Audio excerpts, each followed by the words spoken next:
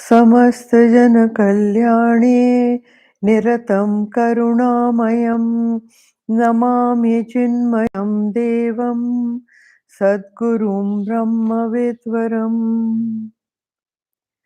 वसुदेवसुतं देवं कंसचाणूरमर्दनं देवकी परमानन्दं कृष्णं वन्दे जगद्गुरुं कृष्णं वन्दे जगद्गुरुम्. Okay, so now we come to chapter 10. This is the chapter of the divine glories. Now, this chapter is addressed really to skeptics or modern scientific minded uh, individuals who doubt the existence of the God principle or God as such. So they have plenty of questions to ask, and all the questions are: how did he create? Where is he? How can he be seen? Can we experience him? What technology did he use? This, that, all kind of things they talk. So in this chapter, Arjun also is also trying to ask similar sort of questions. And when he asks a question, we'll come to that, and he wants to know from the Lord that how is the God made visible to people who are working in the world and are engrossed in everyday activities.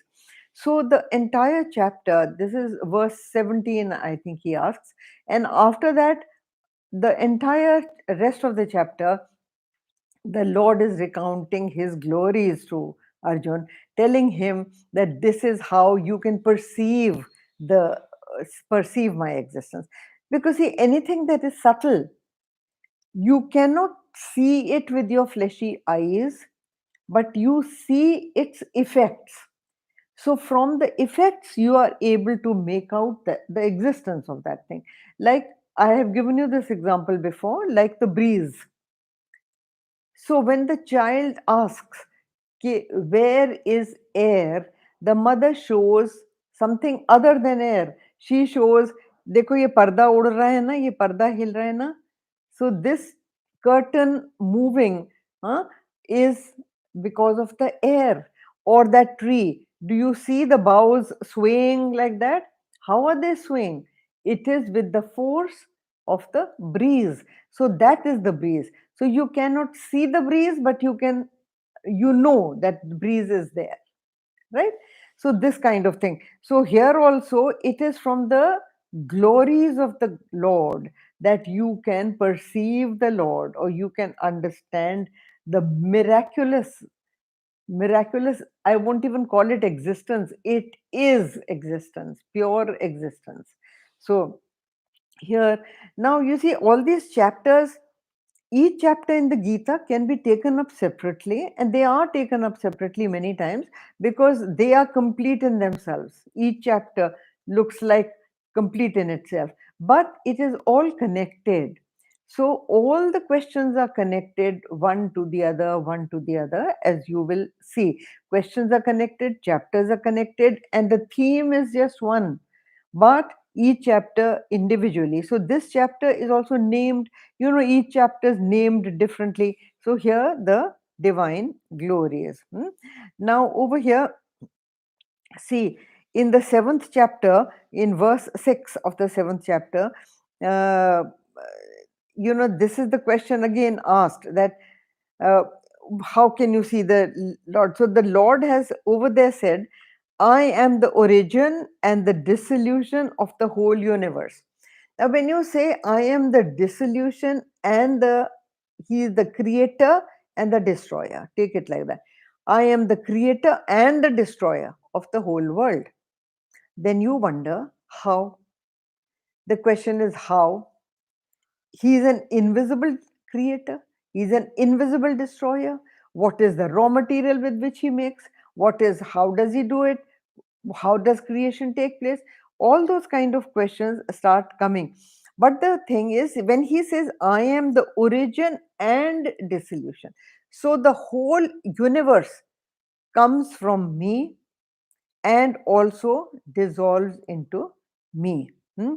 The whole universe comes into me and dissolves also into me. Again, to give you the example of the dream, the mind, if the mind says the entire dream emerges from me, is sustained by me, and gets destroyed again into me, the mind is not wrong, right? So the mind is not doing anything, but all these things take place in the mind. So similarly over here, so and then the Lord gets a little bit disgusted and then he says that there is nothing else besides me. I am the sole thing, there is nothing else. So when he says that, so we will come to that, how it says. Now see, in science what happens, that they do not accept any knowledge unless a complete analysis scientifically is done, not only on the product, on the thing that they are analyzing, but on so many other things. They do the same experiment to prove to you that it is like this. But in philosophy, a very simple kind of a analysis will be given, not even an analysis, they will give you just one example, and that example will clarify the entire thing over here.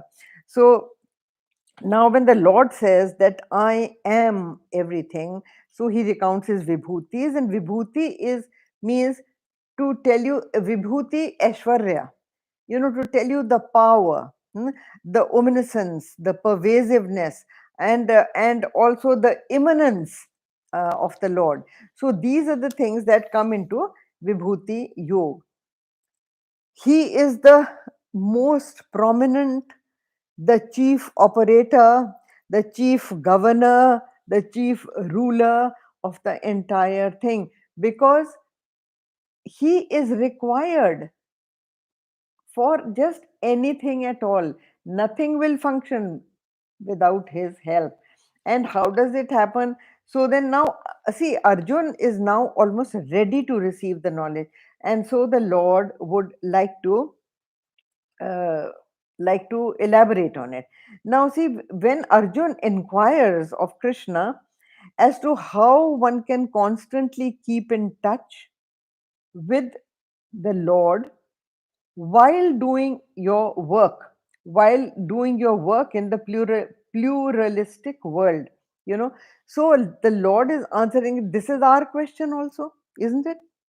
We know, even if intellectually we understand that yes, there is a superpower who manages this whole world, still we would like to know, but how does one constantly remember that superpower, isn't it? How does one keep one's mind attuned to that superpower? So unless and until we can see him or his play in everything, unless we can see his glory in even the beautiful color and shape of a flower, the fragrance that comes from the earth, the rain, the clouds, the this, the that, in so many things, even the formation of a child in a mother's womb.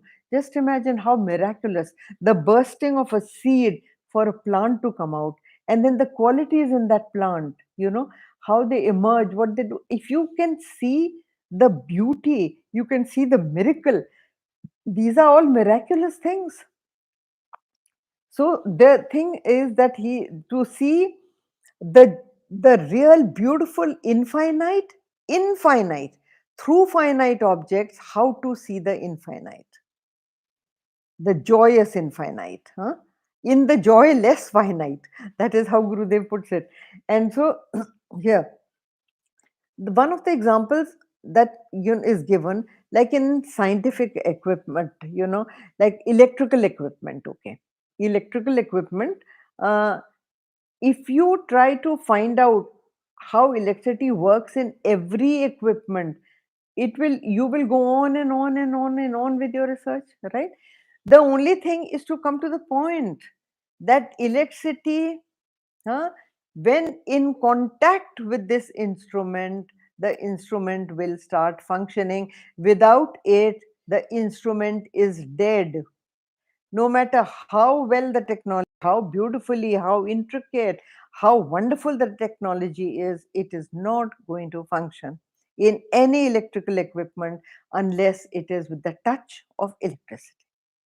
Similarly, we, as carbon, calcium, phosphorus, just a lump of clay, a whole lot of water filled in us, and thing and all, how can that thing function? How can it talk intelligently? How can it think new ideas? How does it walk, talk, sleep, act? Flesh cannot, isn't it? No matter what combination of flesh, bones, and thing you keep somewhere, it will not work. So, this is the glory of that supreme, that how it works. Now, then, uh, see, the thing to understand over here, he is explaining microcosm and macrocosm. Now, microcosm, these are just technical words I'm using.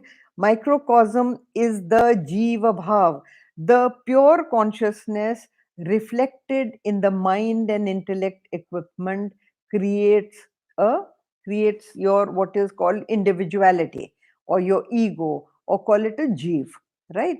And similarly, the total mind of everything, every being, the total mind together is called Hiranyagarbha, and that is how the Lord functions. That is called the macrocosm. You can call it the macrocosm.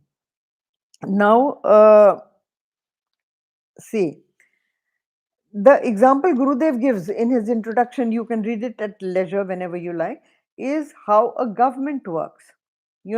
Now, why is the world created? Why is a government created? A government is created by people, it is for people. That famous definition of democracy, by the people, for the people, of the people, whatever. Now, that thing is the same thing. The world is created for us, by us. By us means that we have the desires and we want a field to exhaust those desires.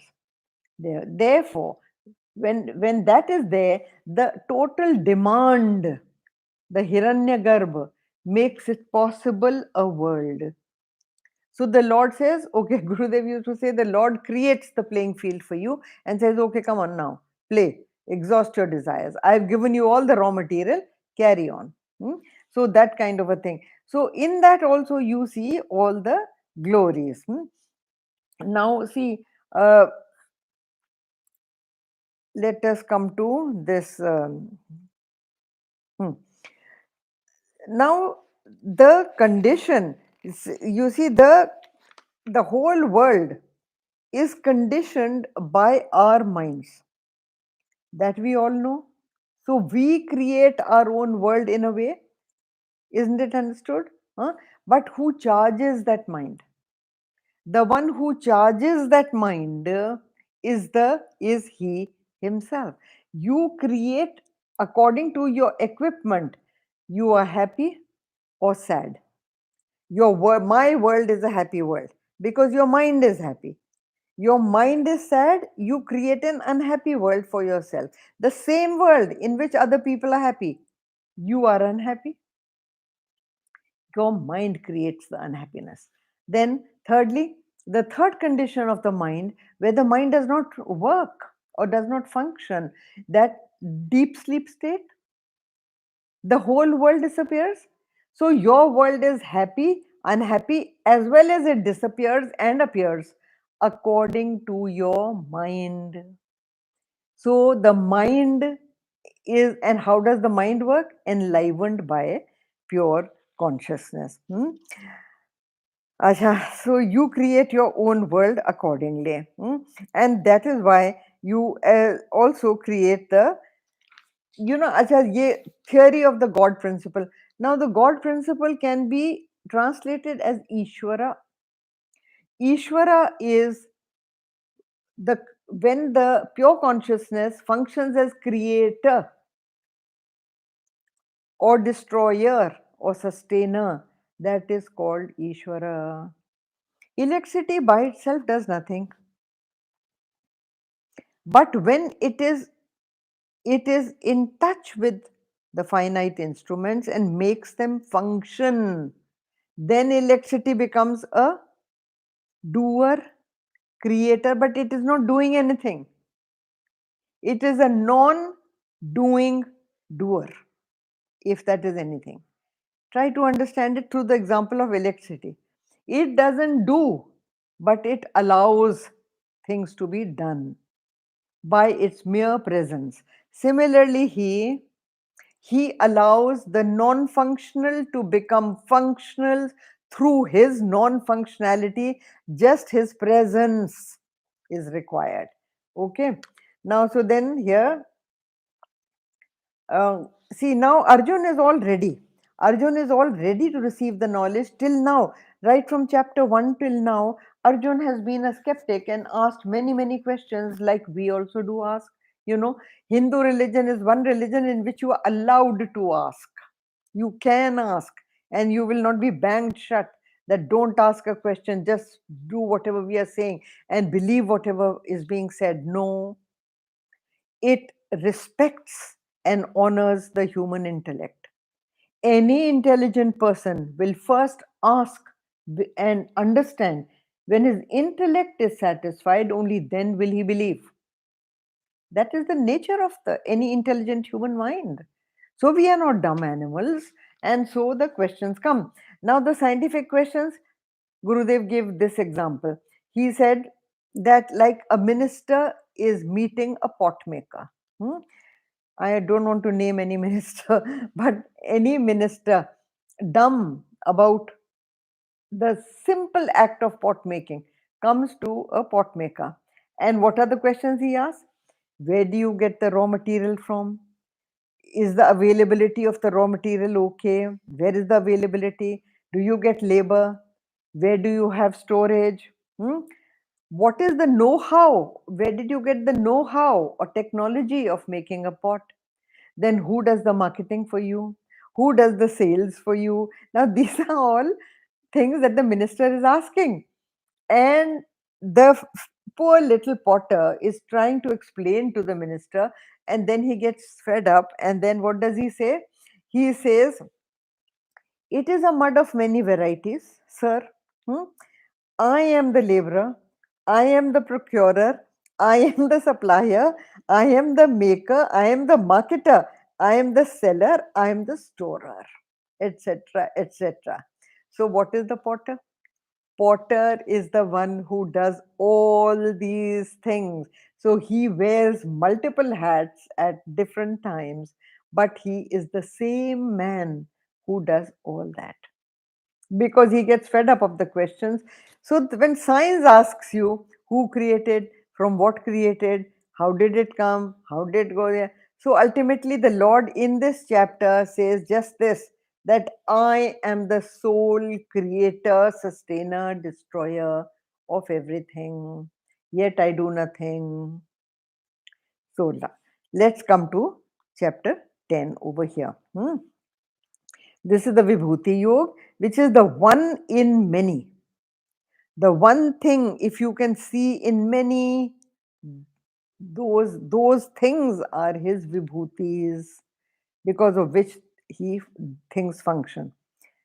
Now, Shri Bhagavan Bhuya eva mahabaho Shrinu me paramam vachah Yatte ham priyamanaya Vakshame hita kamyaya. So he here is saying that I myself become the subject and I myself become the object in which you harvest your experiences. I also become the field and I also become the player in the field. Now, the translation is again, O mighty armed. He calls him Mahabaho. And I've also told you, every time he says Mahabaho, he is challenging his bravery, he is challenging his manliness, he is challenging his courage. to say that in the outer world you are so courageous, you are so manly, you are so brave. Be courageous and brave to walk this path that I am showing you. So he says, O mighty armed, listen to my supreme word, which I, wishing your welfare, will declare to you who are delighted to hear me. Now, you see, a teacher always requires encouragement from the student. Now, when the student shows animated signs on his face that yes, yes, he is understanding, yes, he is following, or yes, it is making a difference to him, then the teacher also gets inspired to give out the knowledge. But if the teacher is talking to a dumb audience, then the teacher doesn't feel inspired because there is no response from the audience and the teacher is not able to see whether the students are benefiting or not. Hmm? So that discourages this. So over here, see, he says that I, wishing your welfare, will declare to you who are delighted to hear me. See, so Arjun is showing signs of delight. He is already showing on his face that he is happy to hear what the Lord is saying. And now he is beginning to understand what the Lord is saying. And therefore, the Lord, wishing your welfare, this is Guru Kripa, because the teacher teaches with the sole idea of benefiting the student, that the student may understand and his life quality may improve, so that is the reason he gives the reason. He says, which I, wishing your welfare. So he wants the welfare of the student, and that is why I am declaring to you. And he says, hear my supreme word, because I desire your welfare, he says here. Now, this supreme word can be likened, see, in the Bible, they have this, the holy word, and that is why I'm saying that the Lord Nad, the sound or Nad, is worshipped in Hinduism and also worshipped in Buddhism. It is also worshipped in Sikhism. hmm? नाम जो है, नाम जिसको कहते हैं नानक नाम जहाज है, नाम जो है, that is a main thing. Japa you do of a name. So the holy word here, he says, listen to my holy word, which wishing your spiritual welfare, which is called hitam, I will now declare. So the next verse. न मे विदुसुरगणाः प्रभवं न महर्षयः अहमादिर्हि देवानां महर्षीणां च सर्वशः. He says, neither my hosts of the heavens nor the great rishis know my origin. For in every way I am the source of all the devas and the rishis. The created can never know the creator. The created is like Gurudev used to give the example of a dream, and he says the dreamer can never know no, sorry, the dream people can never know the dreamer. That is why they never get to know that they are dreaming. The dream seems so real because the dreamer cannot be known. If they knew that there is somebody who is a waker but he is dreaming, then the dream will not exist. So the dream people can never know the dreamer, nor they can know the waker. Waker as dreamer creates the dream. Okay. Now here see, that is why he says neither the hosts of the heavens. Now hosts of the heavens are devatas, and not the great rishis. Know my origin in every way, because I am the source of all the devas and rishis. Now, Gurudev also used to give the example of a torch. You can see the objective world in the light of the torch, but the power behind the bulb of the torch is the battery in the torch, right? The bulb cannot turn the light onto the battery to see the battery. Hmm. The battery is the power which creates the light, right? So the light cannot turn onto the battery to see the light, to see from where the power is coming. Okay, so here he says that even the devas, the hosts of heaven, or the great seers cannot know my origin because I have created them also. Now, here Gurudev translates that, first let's take the Devatas. Now, the Devatas are the Maharishi. He calls them Devanam Maharshinam. Ahmadir he Devanam Maharshinam. Huh?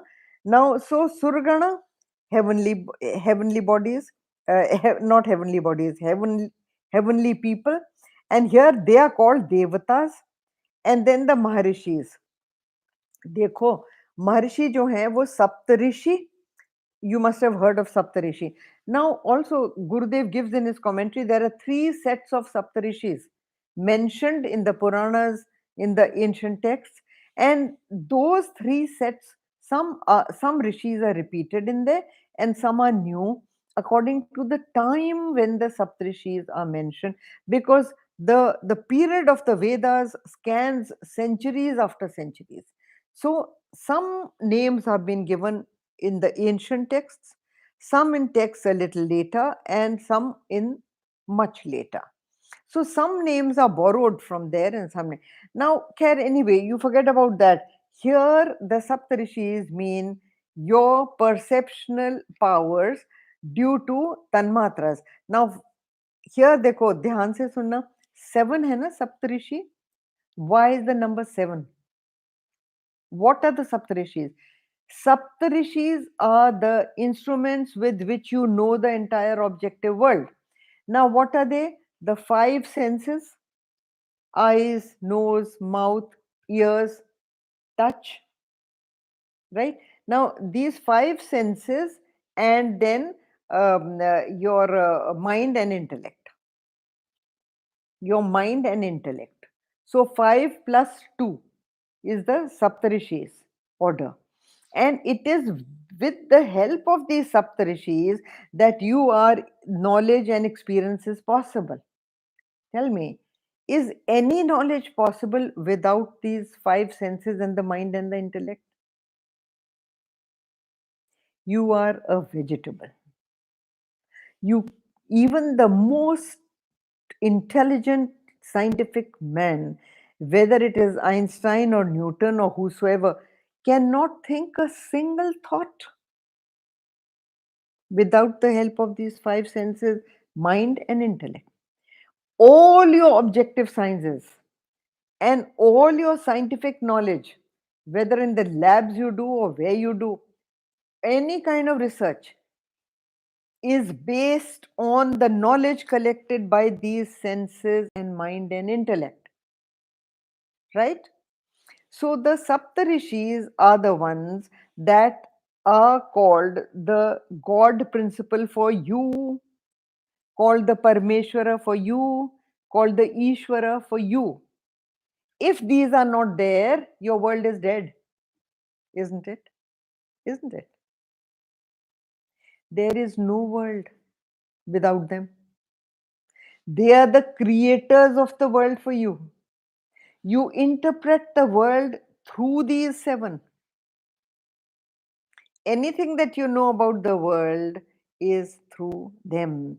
Now, the Saptarishi becomes an objective correlative, what is called in literature, that is an outside symbol depicting an inner state, even emotional states. Like, in films they show the old ancient films, not now, they don't do these things now.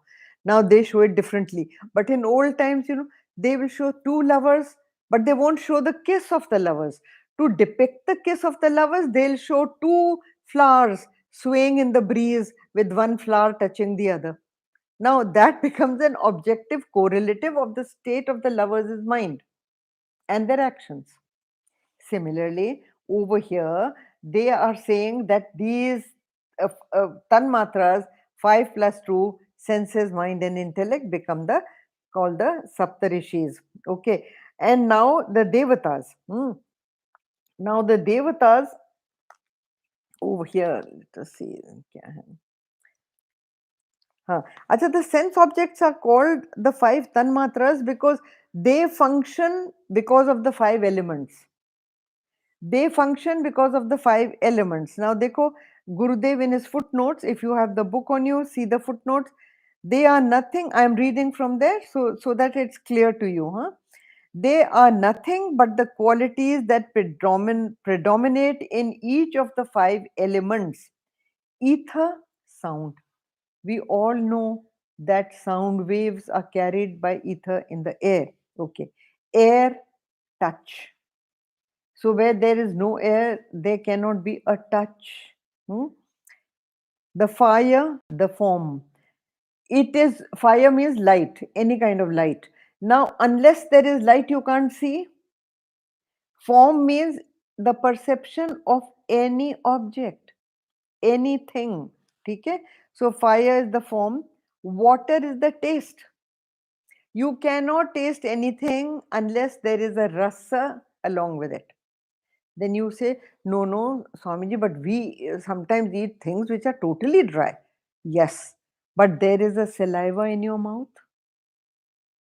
That liquid saliva is the water content that gives taste or lets you feel the taste. Your tongue is always wet. That is what creates the taste or lets you know the taste. So, water taste and earth smell. Every fragrance has its root from the earth. Without the earth, no fragrance can exist. It has to originate somewhere. The source is the earth. Okay, sprung from the earth. Only those things can have fragrance. So thus the tanmatras are the very sense objects themselves. So tanmatras are the sense objects with which the senses relate. And devas do not literally mean the hosts in the heavens. People generally think that devatas are the ones who are sitting in heavens and वहाँ से वो फूल बरसाते हैं और वो करते हैं and all that. So the root meaning of the word deva is to illumine, to illuminate. But deva, as Gurudev told us, means that which has a potential to give, देना, जो दे सकता है, जिसमें देने की शक्ति है. The one who has the potential to give. If you invoke it, it has the potential to give. So that is called devata. So the devatas are therefore the sense organs. Tanmatras are the sense objects because they are connected to the elements, and this, this is sense organs, the devatas, because of whom you get the knowledge of the world. They open up a full world of possibilities for you. They open up the they are the ones who make possible your experience of the world. If the sense objects are not functioning, mind and intellect are dead, you cannot experience the world. Haven't you heard the phrase the doctors use? He is brain dead. If a human being is brain dead, yeah, he is still alive. He is alive. But brain dead means dead to the world, and there is no world for him. Therefore, through the sense objects, any sense of your 5 sense organs can function only because of him. The mind functions only because of him. The intellect functions only because of him. Even your little finger moves only because of him. Your nose can only take in air. Your heart can only beat. You are not doing anything, my dear. They are all happening. They are all happening. The blood is circulating in your body not because you push it. You don't. The digestion is taking place not because you are some superhuman that you touch your stomach and digestion starts taking place. No. Even while you are sleeping, he is doing it for you. So think, there is a force that keeps things running. And Gurudev used to give the example of the child who opens the fridge. I've given this example before, just for the newcomers. It's a very hitting example that the child comes back from school, he opens the fridge and sees sandwiches kept there. So then he tells his father, "Oh, Dad, we don't need mom anymore. Or she doesn't have to cook for us. All you have to do is open the fridge, and there you see the sandwiches. There you see the food. Baked dishes kept, sweets kept, everything kept there. Who kept it there? Who created it for you?" So we are like that child who think that we do, and we do everything. Okay. Now, now see, these instruments are like, you can liken them to a microscope or a telescope or whatever. But there has to be an intelligent user of that telescope to see anything. Otherwise, what use is the telescope? So your sense organs are like that. That there has to be a power which is making use, the intelligent person who sees through the telescope, isn't it? Hmm. So unless that is there, this is also dead matter. Okay. Now,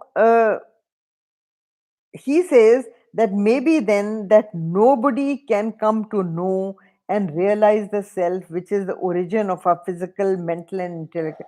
So then why try to find out at all? See, the teacher is already saying that even the devas cannot know. That means through the sense organs, mind, and intellect, you cannot know that which enlivens them. So why waste time? Why do you want to waste time in the pursuing of a hopeless case? This is the question of the student. Any intelligent student is going to ask, "Sir, you have been telling us for such a long time that it is something you will never understand, you will never get to know." To know is only through sense organs, mind and intellect. ये जो सप्तऋषि हैं, यही आपको ज्ञान लाते हैं आप तक. पर सप्तऋषि के पीछे कौन है? Huh? So that they are not able to see. They are not able to turn inwards to focus their mind inside. So now come here, the teacher answers this question. He understands the look on Arjuna's face, that he is thinking कि जे जान ही नहीं सकते, तो what are we talking about? Okay. यो मामजमन मनादिं च वेत्ति लोकमहेश्वरम् असम्मूढ समर्थ्येषु सर्वपापे प्रमुच्यते. It says, "He who amongst the mortals knows me as unborn and beginningless, as the great Lord of the worlds, he is undeluded and is liberated from all sins." Acha. First, he said, "You cannot know." He said, "You cannot get to know." Here, he is saying that he who amongst the mortals, that means among people like you and me, who are mortals means who are prone to birth and death. That is a mortal.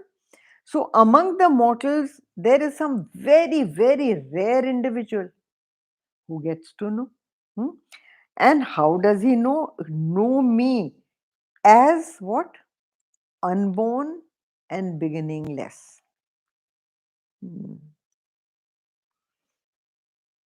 All the things that we know, fall in this ambit. They have beginning and they also have an end, right? They are also born and they also die. Born means created and destroyed. Think about it. You will not find a single thing in the entire world of knowledge that you know which does not fall under this category of being created and destroyed. Nothing. The finite world of objects? No, there is nothing.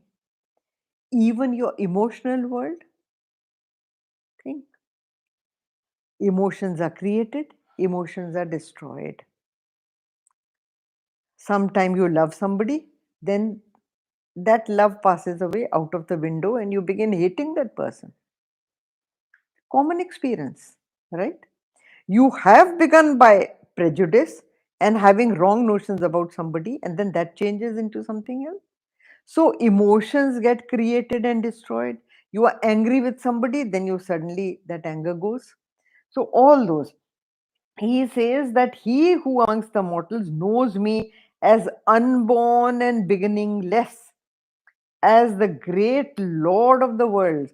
Now, that that was never created and shall never be destroyed has to be has to be the Lord of the world. Now, this Lord of the world, you know, this Lord of the world is certainly the creator. If there is a creation, there is a creator. ठीक है ना? Understand this, that if there is a creation, there will of certainty be a creator. Also understand that if creation takes place, destruction will also take place. That is a certainty. ये दो चीजें याद रख. If creation takes place, destruction has to take place. So what is this thing?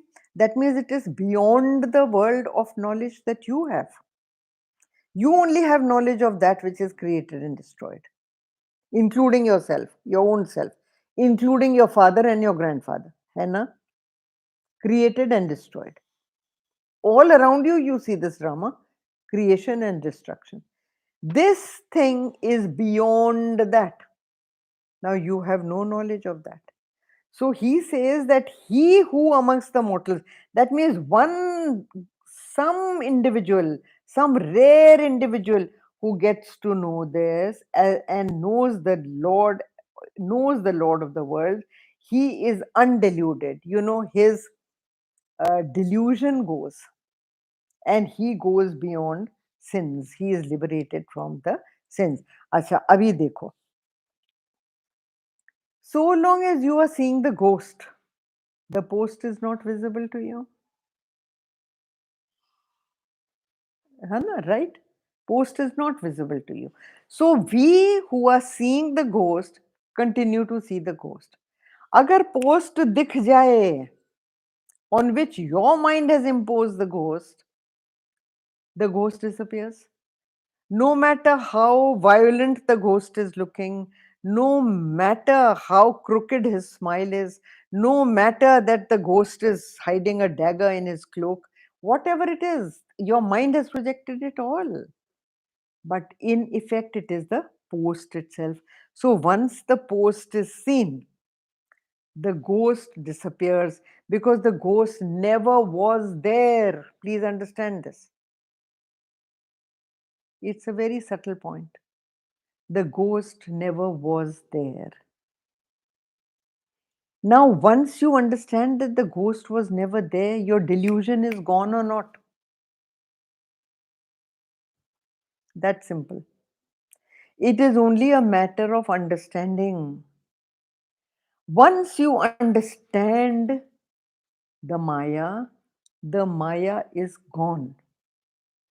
देखो, एक जादूगर है, वो एक जादू करता है. There a magician, performing a magic trick in front of you. Now, why we call it a trick? Because it is a trick. It's not actually happening. But when he creates that magic, your mind is deluded and your intellect is stultified, and it asks the question, how could this happen? But once, supposing you insist on the magician, no, show me this trick, I would like to show it to my grandchildren in the home, you have to explain to me how you did it. Okay. Now, once the magician is able to show you the trick, कि उसने कैसे करके करा इसको, how is it done, then the magic is gone, isn't it? The magic is all gone. So it is just वही कि you go beyond sins. That means वो सारा जो cause and effect, sins are created by cause and effect, isn't it? So that cause and effect is gone because your mind created everything, and it has gone back into your mind, and you suddenly wake up, just like from a dream. When you wake up into a waker, the entire dream is rolls away, delusion goes away, and you begin to see the reality. Now that reality is perceived by very rare individuals. In deep states of meditation only can you experience this. And over here you see he says sarva loka maheshwaram. Loka. Loka, Sarva Loka Maheshwaram. The term Loka, a Sanskrit word, has many uh, interpretations and implications in translation. Loka can mean the world, but here is a plural, Loka, Sarva Loka. Sarva Loka means all the lokas. Here Gurudev explains that you create your own loka. You create your own world. That is why we have always said the world of the doctor. This is the world of the doctor. Have you seen when two doctors are talking to each other using technical medical terms? You look there, stand there like a fool. You are not able to understand anything. Similarly, scientists, space scientists, when they are using terminology which belongs to their field, you don't understand anything. You are an outsider, right? So that is the world of the scientist. There is a world of the doctor. There is a world of the engineer. There is a world of an artist, world of a musician, isn't it? And then our own miserable world. So our own miserable world is created by us only. So that is, loka only basically means a field of experience. The field of your experience is your loka. So then it is so that world of experience, since it is created by you, it is a delusion. It is not really there. Some situation in which you are happy, the similar situation another person is not happy. How does that happen? Does the happiness belong to that situation? No, it belongs to the interpretation of your mind. You are seeing the ghost on the post, so you are unhappy. That man only sees the post, so he is happy. सीधी सी बात है. So when he says that the delusion will roll away and the sins will go, that will, all your delusion, your sins are also mistakes of the intellect in judging wrong and right. Hmm? So all that goes away when you begin to see the reality. The delusion automatically disappears. The same way that when you wake up, the dream goes. So many examples you can give. The ghost and the post, the snake and the rope. Typical Vedantic examples. You can only see the snake till you have not seen the rope. The colors of the snake, the tongue of the snake, the scales on the snake's body, all are the creation of your mind, the imposition of your mind, till someone throws a torch on it and you see the rope. Even if you see this much of the little bit of the rope, the entire snake is gone. You can't say कि नहीं, half of it is a rope, but the latter half is a tail, and I can see the flicker of the tail and the scales. No, no, no, not possible. So he says that the moment you see the see the reality. One intelligent man, one man in his rare moments of meditation sees the reality and knows me as the unborn and the beginningless, the all pervading and all the rest. He says, then he is undeluded. After that, Maya cannot touch him. So,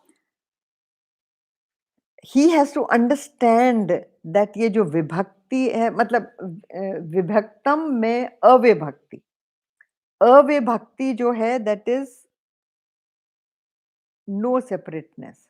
You know, he sees that it is all pervading and that is what he sees. So such a man is liberated. And he says that necessarily that man sees the absolute self. The okay, when he says Sarva Loka, what does he call himself? He says Sarva Loka Maheshwara. That means he is the Ishvara, he is the Lord, supreme Lord of the whole universe. Does not mean that he is like a tyrant sitting over there. No, it only means that he makes things possible. Gurudev gives the example of the sun. He gives the example of a sun. The sun is not a sultan sitting over there dispensing justice according to his whims and fancies to the people. No, the sun is the same for all. And also, the sun makes it possible for you to function in the world. He makes it possible for life to be there just by his mere presence. Right? So, but he who knows this, and when he says, Krishna is saying, when you know me as birthless or me as a Lord, and me does not mean the shepherd Krishna. Me, I have said again and again, he is talking of the pure consciousness. Now, see,